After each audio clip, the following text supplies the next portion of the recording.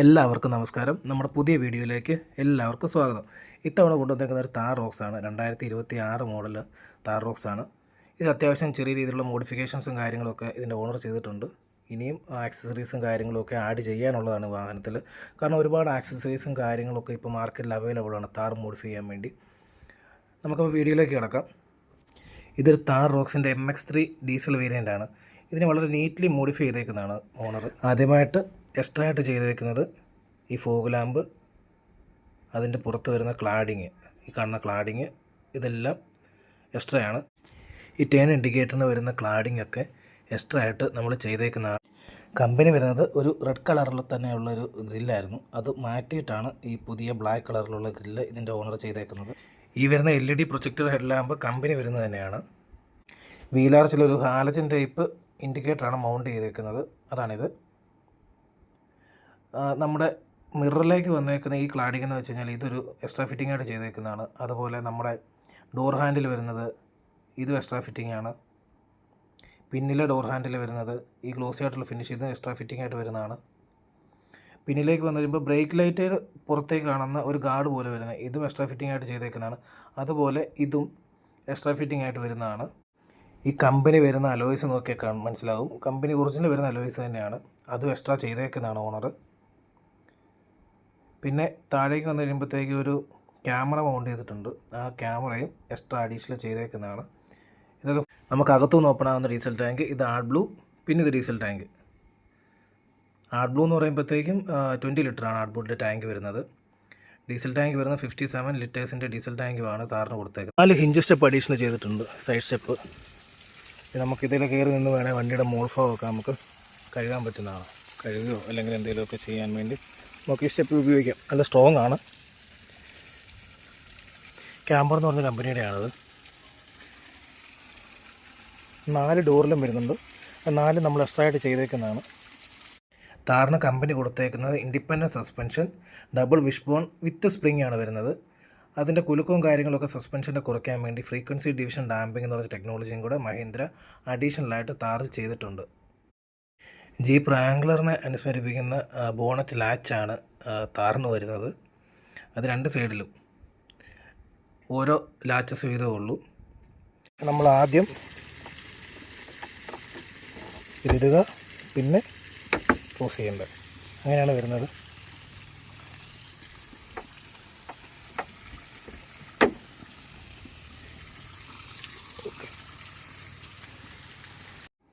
ഈ ആദ്യം കാണുന്നത് ബ്രേക്ക് ബൂസ്റ്ററും അതിൻ്റെ റിസർവോയർ ടാങ്കുമാണ്. തൊട്ടടുത്ത് തന്നെ കാണുന്നത് വണ്ടിയുടെ ABSൻ്റെ സിസ്റ്റമാണ്. പിന്നെ അടുത്തതായി കാണുന്നത് എയർ ഫിൽട്ടർ, അതിന് തൊട്ട് ചേർന്ന ടർബോ. ഈ ടർബോ 2184 cc വരുന്ന എംഹോക്ക് എഞ്ചിനിലോട്ട് മേറ്റ് ചെയ്തേക്കാണ്. വർഷങ്ങളായിട്ട് എംഹോക്ക് എഞ്ചിൻ മഹേന്ദ്ര ഉപയോഗിച്ചുകൊണ്ടിരിക്കുന്നതാണ്. വളരെ നല്ല റിസൾട്ടുള്ളൊരു എഞ്ചിനുമാണിത്.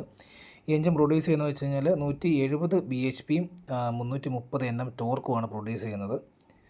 അത് 1500 to 3000 RPM തന്നെ വണ്ടിക്ക് കിട്ടുന്ന പോലെയാണ് എൻജിൻ ഡിസൈൻ ചെയ്തേക്കുന്നത്. വളരെ ലീനിയറായിട്ട് അല്ല നല്ല പവർ കിട്ടുന്ന രീതിയിൽ തന്നെയാണ് എൻജിൻ ഡിസൈൻ ചെയ്ത് വെച്ചേക്കുന്നത്. നല്ല ടോർക്കി ആയിട്ടുള്ളൊരു എൻജിനാണ്. കയറ്റം കയറുമ്പോഴൊക്കെ നമുക്ക് ഈ ടോർക്ക് നല്ലപോലെ എക്സ്പീരിയൻസ് ചെയ്യാനും പറ്റുന്നുണ്ട്. നല്ല പവറും ടോർക്കും ഒരുപോലെ കിട്ടുന്ന ഒരു അടിപൊളി എൻജിനാണ് താറിന് കൊടുത്തേക്കുന്നത്. ഇൻറ്റീരിയറിനെ പറ്റി പറയുകയാണെങ്കിൽ enough and more leg room ഉണ്ട്. ഈ സീറ്റ് ഞാൻ കിടക്കുന്ന രീതി തന്നെ കിടന്നേക്കും. ഇച്ചിരൂടെ വേണം നമുക്ക് പുറകോട്ട് എടുക്കാമെന്ന്. ഇത് കണ്ടില്ലേ, ഒരാൾക്ക് വിശാലമായിട്ട്, മുമ്പിലിരിക്കുന്ന ഒരാൾക്ക് വിശാലമായിട്ട് കാല് നിവർത്തിയിരിക്കാവുന്ന പോലത്തെ ഒരു സീറ്റിംഗ് പൊസിഷനാണ് വരുന്നത്. ബ്ലാക്കും ബീജൂടെ ചേർന്നൊരു ഡാഷ്ബോർഡും പിന്നെ ഒരു 10 ഇഞ്ച് ഡിസ്പ്ലേ വരുന്നു. സ്റ്റിയറിംഗ് മൗണ്ടഡ് ആയിട്ടുള്ള കൺട്രോൾസ് കാര്യങ്ങളൊക്കെ വരുന്നുണ്ട്. ഒപ്പം തന്നെ വണ്ടി പുഷ് ബട്ടൺ സ്റ്റാർട്ടാണ് വരുന്നത്. വണ്ടി സ്റ്റാർട്ടായി കഴിയുമ്പോഴത്തേക്കും താറെന്ന് പറഞ്ഞൊരു ലോഗോ ഇൻസ്ട്രുമെൻ്റ് ക്ലസ്റ്ററിൽ കാണിക്കും. ഡിസ്റ്റൻസ് ടു MD കാണിക്കുന്നുണ്ട്. പിന്നെ ഡോർ വാർണിങ്ങുകൾ, അങ്ങനെ എല്ലാ വിധത്തിലുള്ള വാർണിങ്സും കാര്യങ്ങളും എല്ലാം തന്നെ നമുക്ക് അതിൻ്റെ ഇൻസ്ട്രുമെൻ്റ് ക്ലസ്റ്ററിൽ കാണാൻ സാധിക്കും. പിന്നീട് ബാക്കിലേക്ക് വന്നു കഴിഞ്ഞാൽ ബാക്കിലും AC വെൻ്റ് വരുന്നുണ്ട്. ഒരു സി ടൈപ്പ് ചാർജർ വരുന്നുണ്ട്. പിന്നെ നമുക്ക് ഹാൻഡ് റെസ്റ്റ് വരുന്നുണ്ട്. ഹാൻഡ് റെസ്റ്റിൻ്റെ അടിയിൽ സ്റ്റോറേജ് സ്പേസും കാര്യങ്ങളൊക്കെ വരുന്നുണ്ട്. പിന്നെ 2 കപ്പ് ഹോൾഡർ വരുന്നുണ്ട്. അത്യാവശ്യം ചെറിയ സാധനങ്ങളൊക്കെ നമുക്ക് സ്റ്റോർ ചെയ്യാനുള്ളൊരു സ്റ്റോറേജ് സ്പേസും കാര്യങ്ങളൊക്കെ ഉണ്ട്. സ്റ്റാൻഡേർഡായിട്ട് തന്നെ 6 എയർ ബാഗ് താറിന് വരുന്നുണ്ട്. കർട്ടൺ എയർ ബാഗ്സ് ഉണ്ട്. പാസഞ്ചർ, ഡ്രൈവർ, എയർ ബാഗും കാര്യങ്ങളും ഒക്കെ കമ്പനി പ്രൊവൈഡ് ചെയ്തിട്ടുണ്ട് സേഫ്റ്റിയുടെ ഭാഗമായിട്ട്. അത് ബേസ് മോഡൽ തൊട്ട് മുകളിലേക്കുള്ള എല്ലാ മോഡലുകളിലും എയർ ബാഗ്സ് കോമൺ ആയിട്ട് തന്നെ ഉണ്ട്. ഇതിലും ബാക്കിലും ഈ ഡോറെ വെന്റിലേഷൻ വരുന്നുണ്ട്.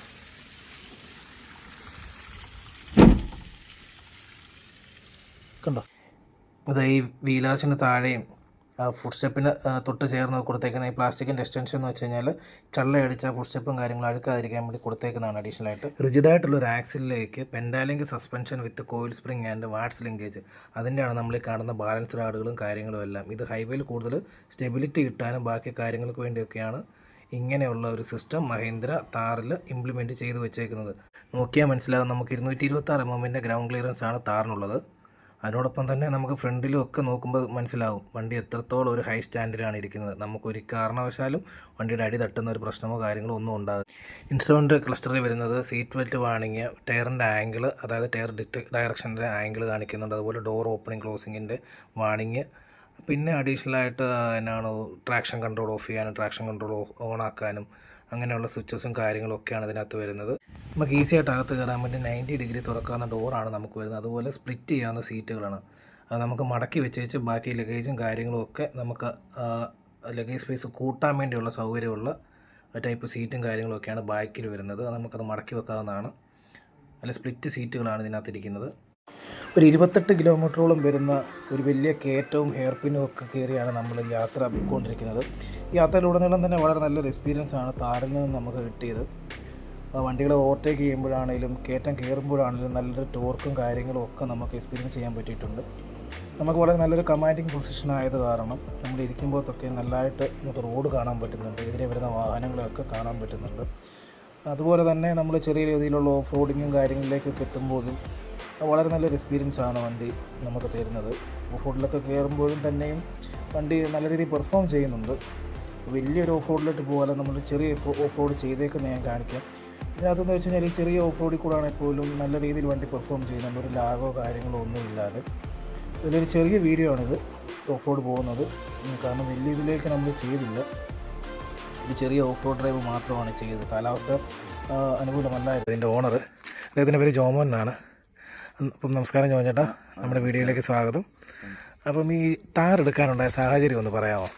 താർ എടുക്കാനുണ്ടായ സാഹചര്യം എന്ന് ചോദിച്ചാൽ, ഇതിൻ്റെ 3 ഡോർ വന്ന സമയം തൊട്ടേ നമുക്ക് ആഗ്രഹമുണ്ടായിരുന്നു താറിനോട്. പക്ഷേ ആ സമയത്ത് നമുക്ക് ഇതിന് പ്രശ്നം എന്ന് വെച്ചാൽ ഇതിനകത്ത് ഫാമിലിക്ക് നമുക്ക് ബുദ്ധിമുട്ടായിരിക്കും. കാരണം 3 ഡോർ ആകുമ്പോൾ നമുക്ക് ഒരു ഡോർ തുറന്നിട്ട് അതിലൂടെ വേണം നമുക്ക് ബൈക്കിലേക്ക് കയറാൻ, സീറ്റ് മടക്കിയിട്ട് വേണം കയറാൻ. അപ്പോൾ നമുക്ക് പിള്ളേരെ ഫാമിലിയൊക്കെ ആയിട്ട് പോകുമ്പോൾ ബുദ്ധിമുട്ടായിരിക്കും. അത് ഭയങ്കര ബുദ്ധിമുട്ടായിരുന്നു. പിന്നെ അന്നോട്ട് ആഗ്രഹം ഉണ്ടായിരുന്നു താറിന്ന്. അങ്ങനെയാണ് പിന്നെ 2024 ഓഗസ്റ്റിൽ നമ്മുടെ താർ ഇറങ്ങുന്നത്, ലോഞ്ച് ആകുന്നത്. അന്നോട്ട് നമ്മൾ എടുക്കണം എന്നുള്ള ആഗ്രഹത്തിലായിരുന്നു, പ്ലാനിങ് ഉണ്ടായിരുന്നു. പിന്നെ നമ്മുടെ സാഹചര്യം ഒത്തു വന്നപ്പം നമ്മൾ എടുക്കുകയാണ്. അപ്പോൾ ഇതിൻ്റെ ബുക്കിംഗ് സമയത്ത് എന്തെങ്കിലുമൊക്കെ ബുദ്ധിമുട്ടുകളോ കാര്യങ്ങളോ? കാരണം വളരെയേറെ ഫസ്റ്റ് ബുക്കിംഗ് ഇത് 1.5 വർഷത്തിലായിരുന്നു. ഒരു 1.5 വർഷം വരെ ഇതിൻ്റെ വെയിറ്റിംഗ് പീരീഡ് ഉണ്ടായിരുന്നു ഫസ്റ്റിൽ. പിന്നെ അത് കഴിഞ്ഞ് 1 വർഷമായി, പിന്നെ 6 മാസമായി. ഞാൻ ബുക്ക് ചെയ്തത് 2025 ഒക്ടോബർ ബുക്ക് ചെയ്തതാണ്. ഇപ്പോൾ 26 മെയിലാണ് വണ്ടി കിട്ടുന്നത് അല്ലേ? അതെ, 25 ബുക്ക് ചെയ്തതാണ്. പക്ഷെ എനിക്ക് ബുക്ക് ചെയ്ത് സ്ഥലത്തുനിന്ന് എനിക്ക് 6 മാസം, അതായത് മാർച്ച് ലാസ്റ്റ് ആയപ്പോൾ എനിക്ക് വണ്ടി വന്നിട്ടില്ലായിരുന്നു. ഓക്കെ, അങ്ങനെയാണ് പിന്നെ ഞാൻ 3 ഓൾറെഡി ഒരിടത്ത് ഞാൻ ബുക്ക് ചെയ്ത് 3 പറഞ്ഞു വെച്ചിട്ടുണ്ടായിരുന്നു. അങ്ങനെ ഈ മാർച്ച് ലാസ്റ്റ് ആയപ്പോഴത്തേന് എനിക്ക് ഒരിടത്തുനിന്ന് ശരിക്കും അത് മലപ്പുറത്തു നിന്നാണ് എനിക്ക് കോൾ വന്നിങ്ങനെ ഇറ മോട്ടേഴ്സ് മഹീന്ദ്രയിൽ ഇങ്ങനെ ഒരു വണ്ടി വന്നിട്ടുണ്ട്. അതുകൊണ്ട് ഞാൻ പെട്ടെന്ന് തന്നെ പേയ്മെൻറ്റ് ചെയ്ത് എടുക്കുമായിരുന്നു. ഞാൻ മാർച്ച് 30 പേയ്മെൻറ്റ് ചെയ്തു. എനിക്ക് തോന്നുന്നത് ഏപ്രിൽ 6-ാം തീയതി ഇതിൻ്റെ വില 2.5% പിന്നെയും കൂടി. അതെ. എന്തുകൊണ്ട് ഡീസൽ എടുത്തു? ഡീസൽ എടുക്കാൻ എന്തെങ്കിലും സാഹചര്യം ഉണ്ടോ? ഓട്ടോമാറ്റിക് വേണ്ട, സാധാ മാനുവൽ ഗിയർ മതി എന്നുള്ളൊരു തീരുമാനത്തിലേക്ക് എത്താൻ എന്തെങ്കിലും കാരണമുണ്ടോ? മാനുവലാണ് നമുക്ക് കൂടുതൽ ഓടിക്കാനും താല്പര്യവും. പിന്നെ നമ്മൾ ഓഫ് റോഡ് പോകാറില്ല, എങ്കിലും ഓഫ് റോഡിന് കൂടുതൽ മാനുവലാണ് നല്ലത്. അതുപോലെ തന്നെ ഇത് ഡീസലാണ്. ഇത് 2.0 ലിറ്റർ എഞ്ചിനാണ്. നമ്മുടെ പെട്രോൾ വരുന്നത് 2 ലിറ്ററാണ് വരുന്നത്. ഇത് 2.2 ലിറ്ററാണ്.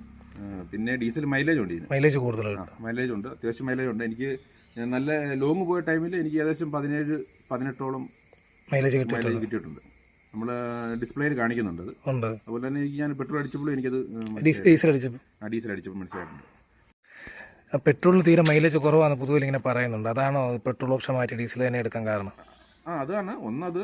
പിന്നെ നമുക്ക് മുന്നോട്ടാണെങ്കിലും റീസെയിൽ വാല്യൂവും നമുക്ക് വണ്ടി വാല്യൂ ഉള്ളൂ. നമ്മുടെ ഈ ഇവിടെ സാഹചര്യം അനുസരിച്ച് ഡീസലാണ്. അതുകൊണ്ടാണ് കൂടുതൽ ആൾക്കാരും ഡീസൽ. പിന്നെ പെട്രോള് ഓട്ടോമാറ്റിക് വരുന്നുണ്ട്. കൂടുതലും മേടിക്കുന്നത് പെട്രോൾ ഓട്ടോമാറ്റിക്കാണ്. ജോഞ്ചേട്ടാ, അപ്പോഴേ ഇനിയിപ്പം എന്നാണോ ഫസ്റ്റ് സർവീസ് കഴിഞ്ഞായിരുന്നു വണ്ടിയുടെ? അതെ, ഫസ്റ്റ് സർവീസ് കഴിഞ്ഞായിരുന്നു. എനിക്ക് തോന്നുന്നു ഇപ്പോൾ രണ്ടാഴ്ചയോളമായി ഫസ്റ്റ് സർവീസ് കഴിഞ്ഞിട്ട്. നമ്മൾ ഫസ്റ്റ് സർവീസ് വരുന്നത് 2000-ലാണ് ഇതിൻ്റെ വരുന്നത്. ഞാൻ 2400 അങ്ങാണ്ടായി ഫസ്റ്റ് സർവീസ്. ഇച്ചിരി കിലോമീറ്റർ കൂടിക്കഴിഞ്ഞാൽ ഞാൻ കുറച്ച് ലോങ് ഒക്കെ പോയിട്ടുണ്ടായിരുന്നു. ഏകദേശം ഒരു 3500-3600 കിലോമീറ്റർ ആയിട്ടുണ്ട്. ഇപ്പോൾ ഒരു മാസം 40 ദിവസത്തോളം ആയിട്ടേ ഉള്ളൂ വണ്ടി. അത്യാവശ്യം നല്ല രീതിയിൽ ഓട്ടം ഉണ്ടായിരുന്നു, ഫാമിലി ആയിട്ടുള്ള യാത്രകളും കാര്യങ്ങളും ഒക്കെ ഉണ്ടായിരുന്നു. പിന്നെ അടുത്ത സർവീസ് വരുന്നത് അവർ പറഞ്ഞിരിക്കുന്നത് 10,000 അല്ലെങ്കിൽ 1 ഇയറിലാണ്. 1 ഇയറിൽ നമ്മൾ ഇനി അധികം ഓടാറില്ല. ഞാൻ പുറത്താണ്, അങ്ങനെ ഓട്ടമില്ല. നാട്ടിൽ വരുമ്പോൾ ഉള്ള ഓട്ടമുള്ളൂ. 1 ഇയറിൽ സർവീസ് ചെയ്താൽ മതി. ഡ്രൈവിംഗ് എക്സ്പീരിയൻസ് എങ്ങനെ ഉണ്ടായിരുന്നു? ഡ്രൈവിംഗ് എക്സ്പീരിയൻസ് വണ്ടി ഓടിക്കാൻ നല്ല സ്മൂത്താണ്. നമുക്ക് സ്റ്റീറിംഗ് ആണെന്ന് പറഞ്ഞാൽ നല്ല സ്മൂത്താണ്, നല്ല ഫ്രീ ആണ്. നമുക്കൊരു നല്ലൊരു റെസ്പോൺസ് ചെയ്യുന്ന സ്റ്റീറിംഗ് ആണ്. അതെ. അതുപോലെ തന്നെ നമുക്ക് ഇതിനകത്ത് കുറവെന്ന് പറയാൻ സ്റ്റീറിംഗിൻ്റെ ടിൽറ്റബിൾ ആണ്, പക്ഷേ ടെലിസ്കോപ്പിക് അല്ല. അതാണ് പോരായ്മയായിട്ട് എനിക്ക് ഇതിന് തോന്നിയിരിക്കുന്നത്. ലോങ് ഡ്രൈവ് പോകുമ്പോൾ നമുക്കൊന്ന് അഡ്ജസ്റ്റ് ചെയ്യണമെന്നുണ്ടെങ്കിൽ നമുക്ക് അങ്ങനെ സീറ്റ് ബാക്കിലോട്ട് ഇറങ്ങുമ്പോൾ ഒരു അഡ്ജസ്റ്റ്മെന്റ് നോക്കുമ്പോഴത്തേക്ക് ഒരു ബുദ്ധിമുട്ട് തോന്നുന്നുണ്ട്. ചെറിയൊരു പോരായ്മയെന്ന് പറയാൻ പറ്റില്ല, പക്ഷേ അത് വളരെ കംഫർട്ടബിൾ ആണ് യാത്രയല്ലേ. പിന്നെ ലോങ് പോകുമ്പോഴാണെങ്കിലും നമുക്ക് ക്ഷീണം തോന്നത്തില്ല, മടുപ്പില്ല. നമ്മൾ ലോങ് ഓടിയാലും നമുക്ക് കംഫർട്ടാണ്. AC ഒക്കെ നല്ല കൂളിംഗ് കാര്യങ്ങളാണ്. നല്ല കൂളിംഗാണ് AC ഒക്കെ. നമുക്ക് അതായത് നമുക്ക് നല്ല വണ്ടി പവറുണ്ട്, അതനുസരിച്ച് AC നല്ല പവർ തന്നെയാണ്. പിന്നെ നമുക്ക് വെയിലടിക്കത്തില്ല, അങ്ങനെ ഒരു ഗുണമുണ്ട്. നമ്മൾ ഇത് ഫിറ്റ് ചെയ്തിട്ടില്ല എങ്കിലും നമുക്ക് വലിയ വെയിലൊന്നും ഉള്ളിലേക്ക് വരുന്നില്ല. ചേട്ടാ, എന്തെങ്കിലും നെഗറ്റീവ്സോ അങ്ങനെ എന്തെങ്കിലും പറയാനുണ്ടോ? നെഗറ്റീവ്സ് എന്ന് പറഞ്ഞാൽ വണ്ടി അങ്ങനെ പറയാനില്ല. പക്ഷേങ്കിൽ വണ്ടിയുടെ മാനുഫാക്ചറിന് ഇതിലും ഒരു പ്രശ്നമില്ല. പക്ഷേങ്കിൽ ഇത് 5 സീറ്റർ വണ്ടിയാണ്. ഞാൻ ശരിക്കും 7 സീറ്റർ വണ്ടി എടുക്കണമെന്ന് ഓർത്തായിരുന്നു, ആഗ്രഹിച്ചിരുന്നത്. അങ്ങനെ ആഗ്രഹം. പക്ഷേങ്കിൽ നമുക്ക് താറിനോടുള്ള ആഗ്രഹം കൊണ്ട് പിന്നെ നമ്മൾ ഇത് തന്നെ പോയി, ഈ ഓപ്ഷനിലേക്ക് തന്നെ പോയത്. ഇതിപ്പം മഹീന്ദ്ര ഫ്യൂച്ചറിലേക്ക് ഇത് ബൈക്കിലേക്കുള്ള സ്ഥലമുണ്ട്. ബൂട്ട് നല്ല അത്യാവശ്യം വലിപ്പമുള്ള ബൂട്ടാണ്. അപ്പോൾ ഒരു പണ്ടുണ്ടായിരുന്ന പോലെ 2 സൈഡിലേക്ക് ഓരോ സീറ്റ് കൊടുത്തു. ബൊലീറോയിലൊക്കെ ഉള്ള 2 സീറ്റ് കൊടുത്തിരുന്നത് വളരെ നല്ലതായിരിക്കും. നല്ലതായിരുന്നു. പക്ഷേ അഡ്ജസ്റ്റ് ചെയ്യാവുന്ന സീറ്റ് അല്ലേ? നമുക്ക് ആവശ്യമില്ലാത്തപ്പോൾ നമുക്കത് ആവശ്യമില്ലാത്ത നമുക്ക് മടക്കി വെക്കാൻ ചെയ്യാറുണ്ട്. പലയിടത്തും ഞാൻ ചെയ്ത് കണ്ടിട്ടുണ്ട്. ഇത് നമുക്കത് ഇവിടെ ലീഗലല്ലാത്തതുകൊണ്ട് അത് ചെയ്യുന്നില്ല. പക്ഷേ പലയിടത്തും ഞാൻ ചെയ്ത് കണ്ടിട്ടുണ്ട്, ചെയ്ത് കൊടുക്കാറുണ്ട്. ആൾക്കാർ ചെയ്ത് കൊടുക്കുന്നത് കണ്ടിട്ടുണ്ട്. പിന്നെ നമുക്ക് 3 മക്കളാണ്. നമുക്ക് നമ്മുടെ ഫാമിലിക്ക് ഇത് കംഫോർട്ടാണ്.